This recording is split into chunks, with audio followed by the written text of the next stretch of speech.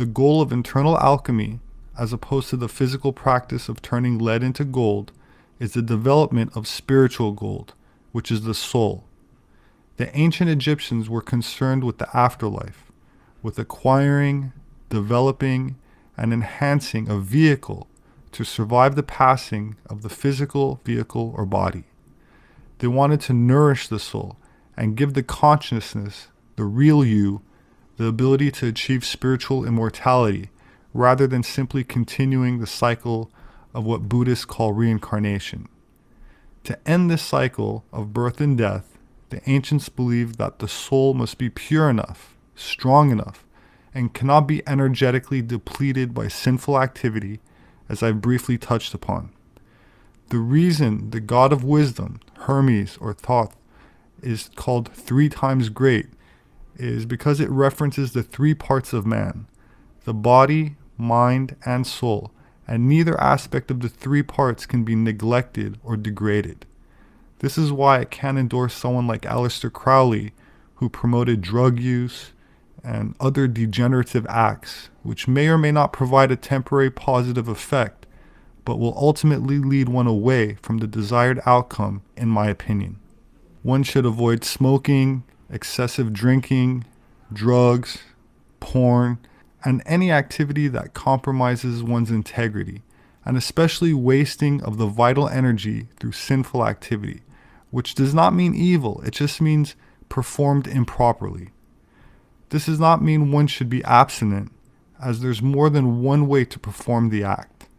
It also does not mean one should not have kids, as there's 365 days in a year, and how many of those days does one need to spend spilling the cup of Hermes, so to speak, to make kids?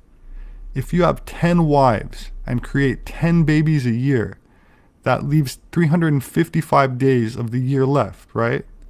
You could make 10 babies a year with 10 different women if you wish, and have 355 days left over for retaining your vitality for other purposes other than procreation.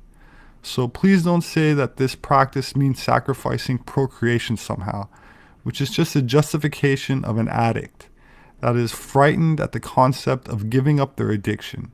If you only knew the exponential bliss that was available by not eating the fruit from the tree of knowledge, which incidentally is a metaphor for coitus, you would gladly consider the alternative way of performing the act. When Buddha attained enlightenment under the Bodhi or fig tree, don't think he sat there with his eyes shut taking a nap, which is the modern view of meditation, as the tree was symbolic for the sacred act. So I'm not saying the key is abstinence at all, quite the opposite.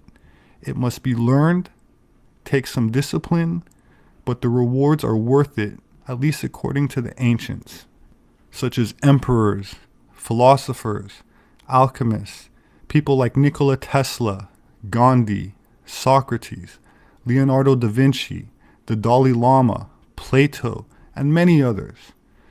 To enter the mystery school of Pythagoras required 40 days of fasting, and this did not mean refraining from food for 40 days, but abstaining from spilling the cup of Hermes, a practice familiar to many modern athletes who refrain before a big fight, as this gives them what they perceive to be a competitive edge. That same energy is what is harnessed for spiritual development, not just athletic performance. The last sentence speaks of the operation of the sun and is the true mystery behind why the pharaohs were considered sun gods and why they expected to live on in a godlike, immortal state in the astral realm after their bodies expired.